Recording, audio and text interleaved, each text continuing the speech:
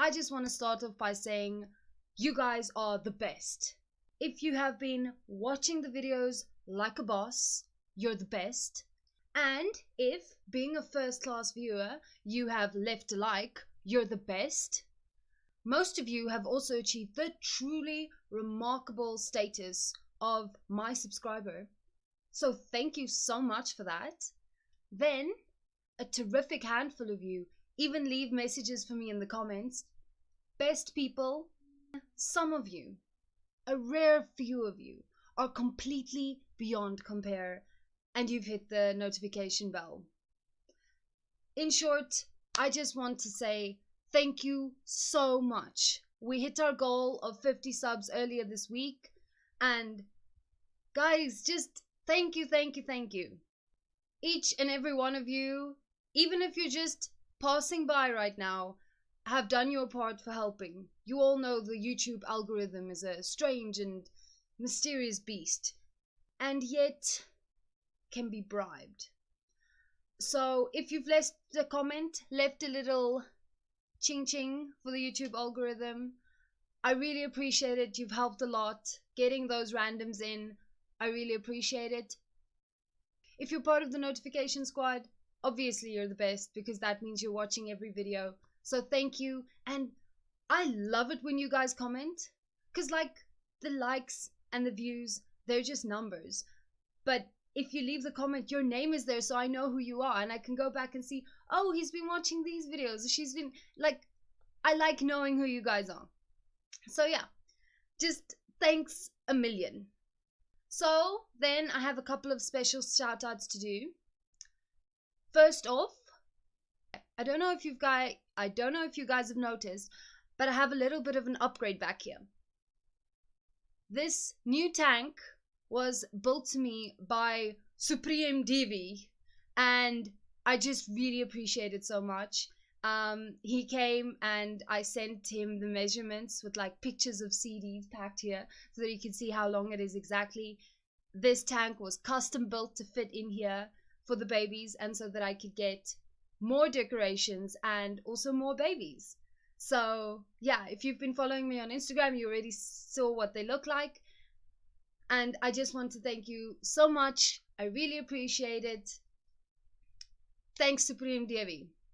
The second person I want to shout out is Wolf. So Wolf messaged me and asked me, okay, so what are we going to do to reach your goal? And he was just like, I'm going to help you out. We're going to make this happen. You deserve this. Why I deserve this? I don't know. Like, I kind of upload consistently and stuff, but I wouldn't say my videos are the best out there yet. Maybe someday, but not yet.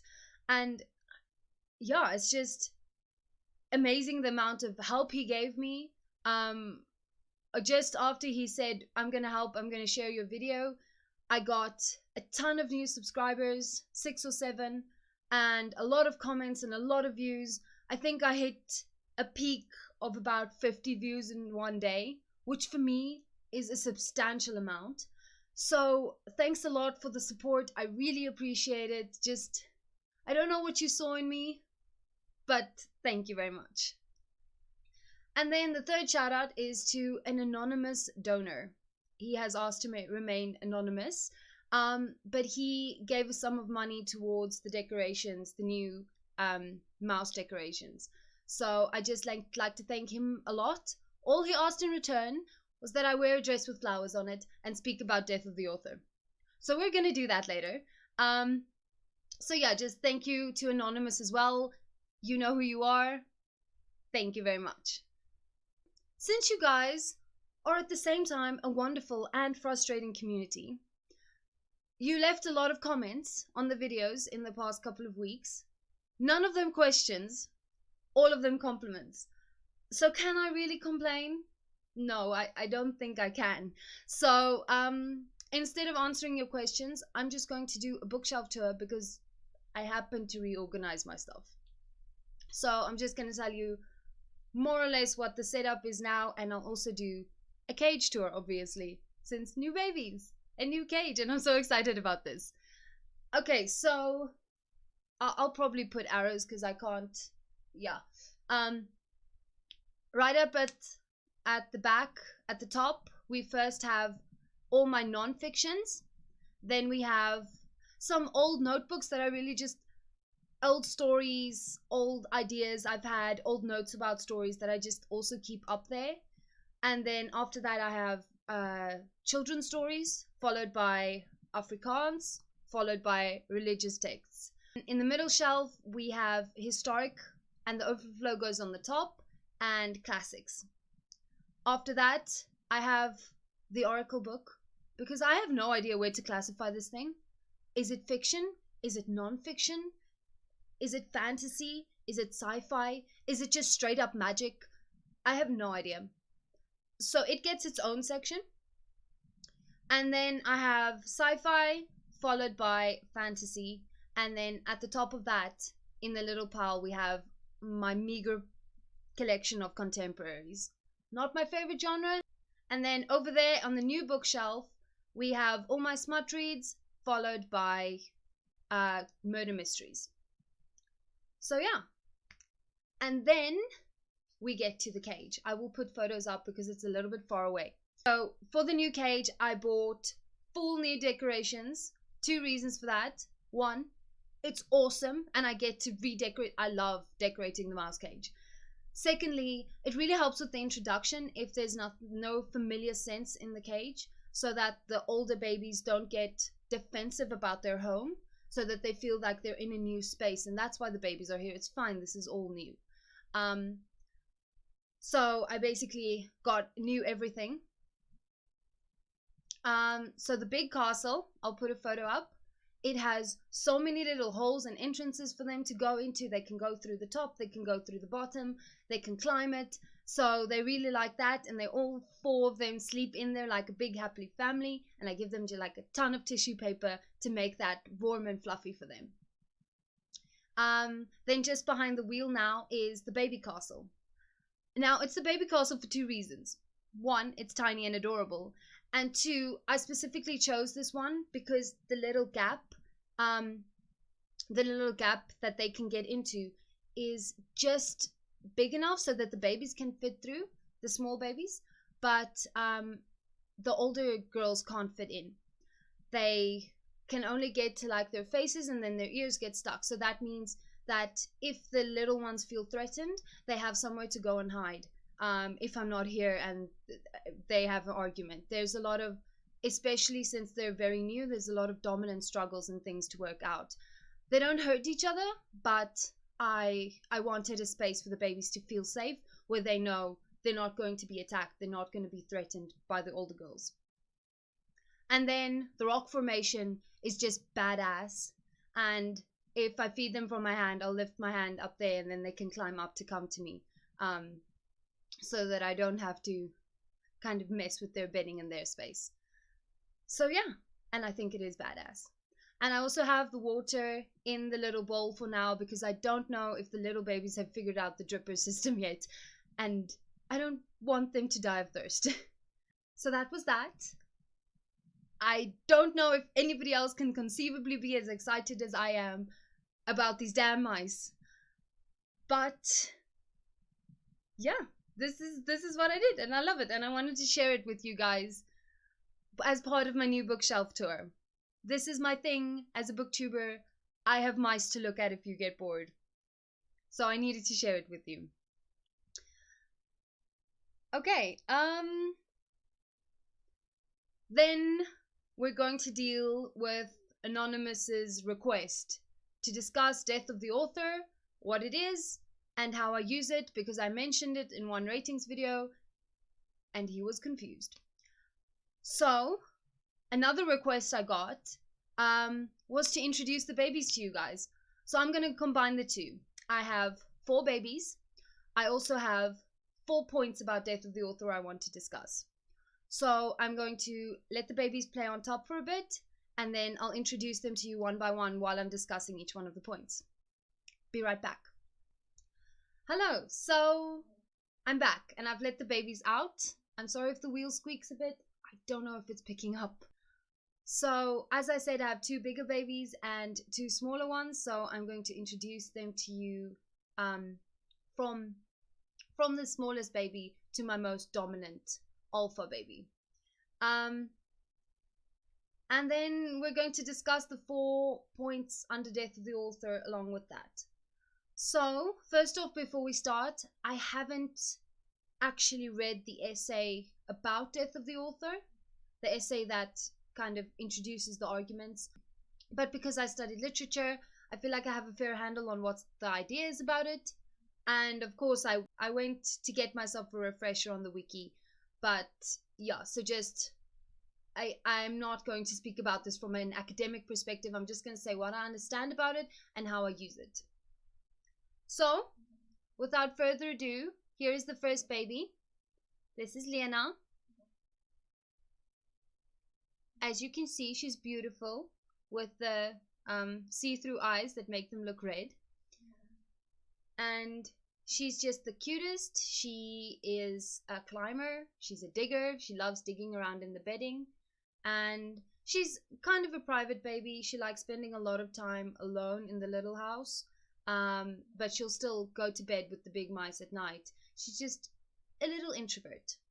So the concept of death of the author is basically that you shouldn't take the text from the author's perspective. You should take it at face value. So the text exists outside of the author, his or her intentions and context. So the first point is context, which means we don't give 16th century authors slack for being racist or sexist. The text is still racist and sexist. Is it a product of its time?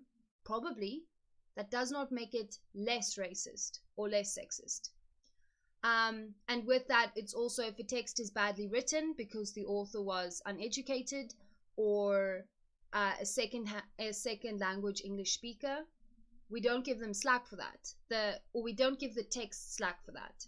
We don't attack an author, obviously, but the text is still of lower quality than it might have been if the author had been better educated or a first language speaker or had an editor to help them not make those shortcomings that present.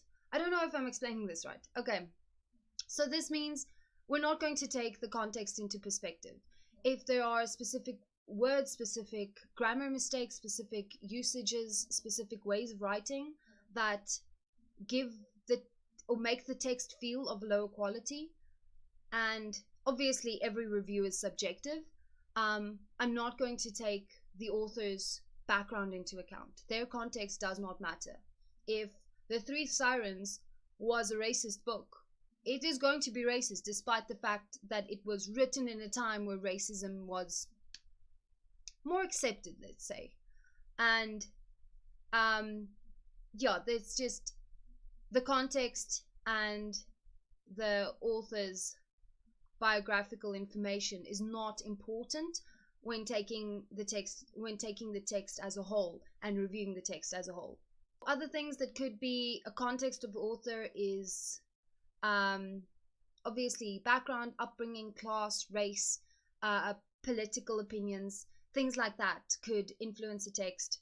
And you could see that, oh, the author was a Marxist, that's why the text says this. That doesn't matter. Whether or not the author was a Marxist does not make the text inherently a Marxist text or a not Marxist text. Or whether or not the author was a feminist doesn't necessarily make the text a feminist text or not a feminist text. The text should stand on its own and it should be taken at face value. A text exists outside of the author and should be judged as such. Second baby. The second baby is my friendliest one. This is little Nandi. Nandi gets along very well with the others. She is very friendly. The other mice are already grooming her and have made her completely a part of them. She's also the friendliest towards me. I mean, she hasn't known me for a week yet, and she'll already walk on my hand when I stick it in the cage. And yeah, she's really friendly and really outgoing little baby. So the point we're going to handle with Nandi is intent, authorial intent. So what I mean by this is the reason the author wrote the story or the message that the author had intended to write into the story. So a good example of me ignoring authorial intent is the notion that children's stories are supposed to be inherently of lower quality. I don't believe this. I believe the style may be easier, the prose may be more simple, the diction, and obviously pictures are great. But it shouldn't be that the characters are inherently worse, that the plot is inherently convoluted. None of this makes sense to me. That shouldn't be the case just because it's a children's story. There is no excuse for bad writing. And with that, there's also eroticism and wish fulfillment. If the book is bad, but the author really meant to portray wish fulfillment or write a blank slate character for people to impose themselves onto, then that's fine. That was their intention, but it does not make that character inherently more interesting just because of that intention. And if a book was written to portray a certain message or a certain theme, or this one was really supposed to promote LGBT equality, well, that's great, but is it a good book though? Is the text inherently good without the author's attention taken into account? The author's morality and reasoning for writing the book should not influence my reading of the text. If Mein Kampf is a good book, then it doesn't matter why it was written or what those ideas led to. It would be a good book. The text should be removed from the author's intentions and morality. Say bye-bye, Nandi. Bye-bye. Look at those ears. The biggest ears. Okay. Then we get to probably my scaredest little baby. This is Nina. Nina was a pet shop mouse, and somehow she is more skittish than even Flaky, and Flaky was a feeder. I'll introduce her in a bit.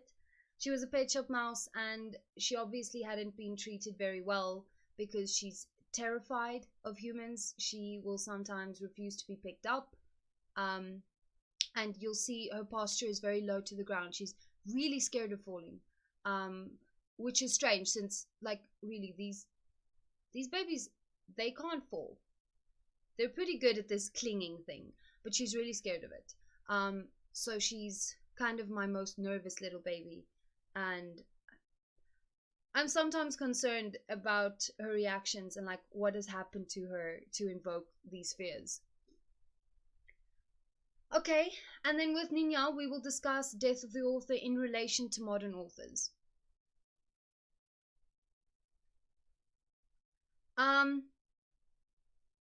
So I think the easiest example is obviously J.K. Rowling.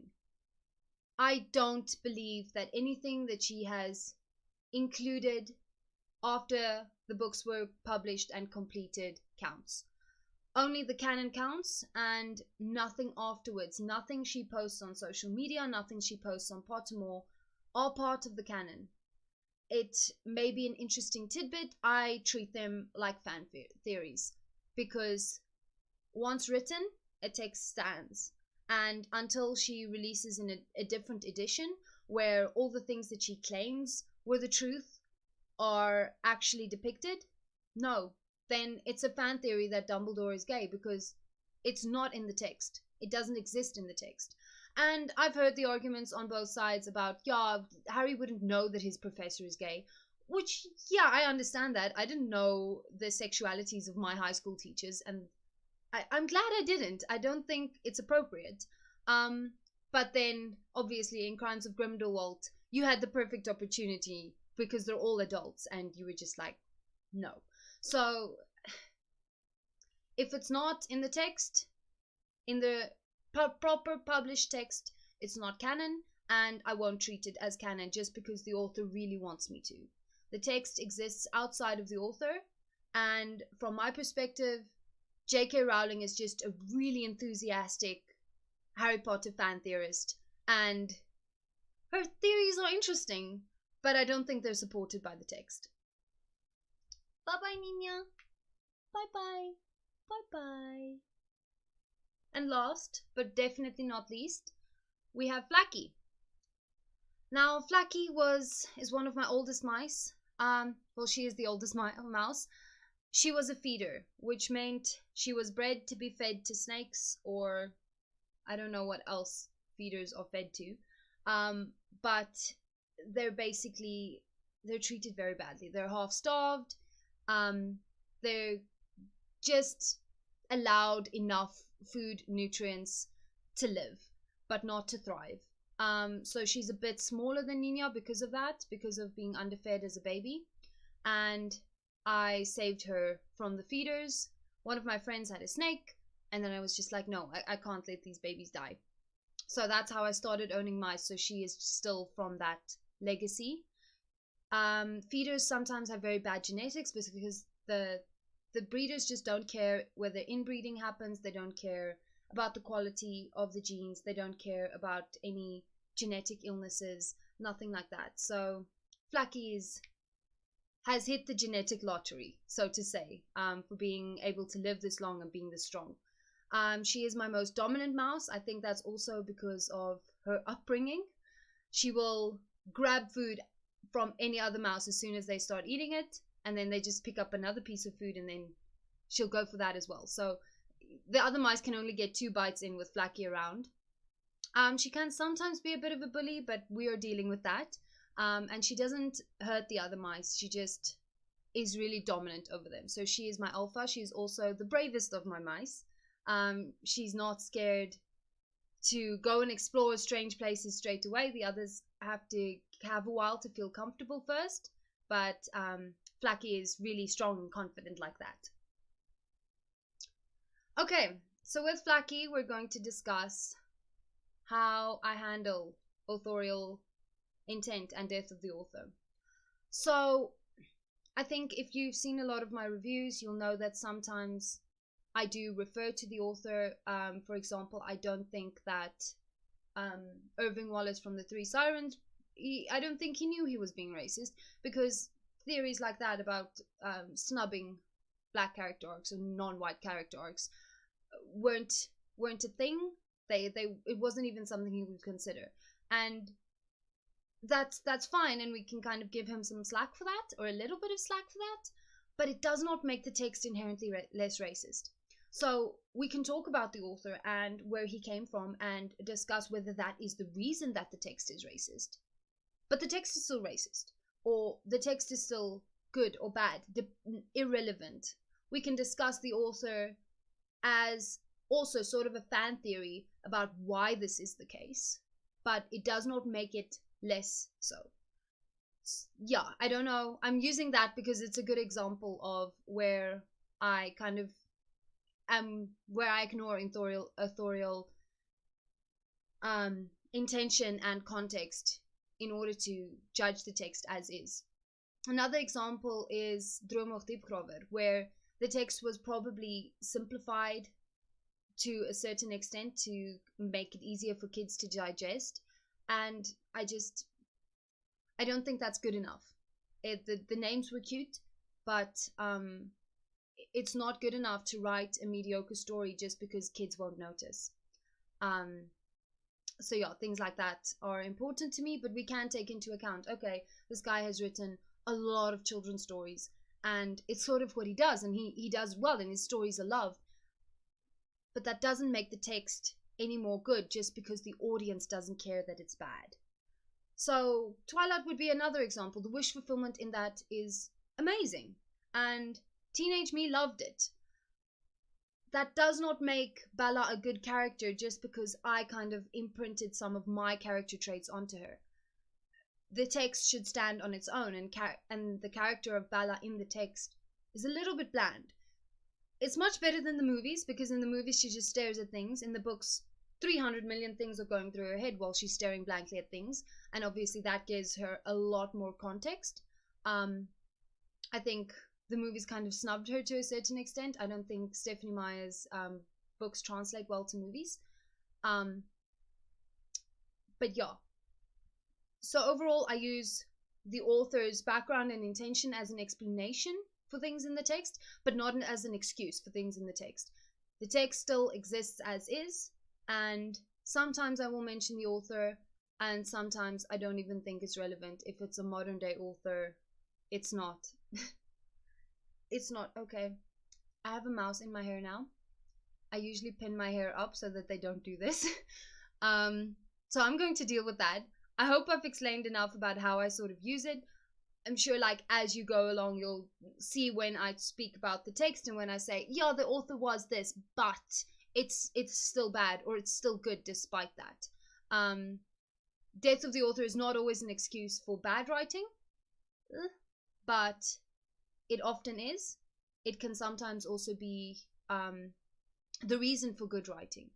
Or sometimes autobiography may be more inspirational because of other things about the author that isn't directly mentioned in the autobiography. And in that case, the book is good because of the author's background, but the text in itself, without the author having existed, kind of is less good because you need that outside context.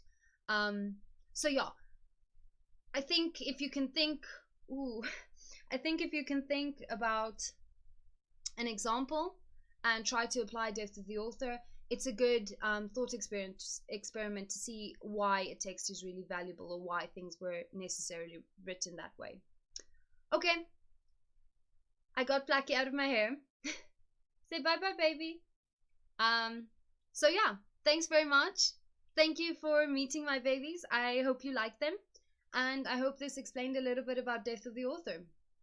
I will see you next week for another review. I don't know what I'm doing yet, but there'll definitely be one.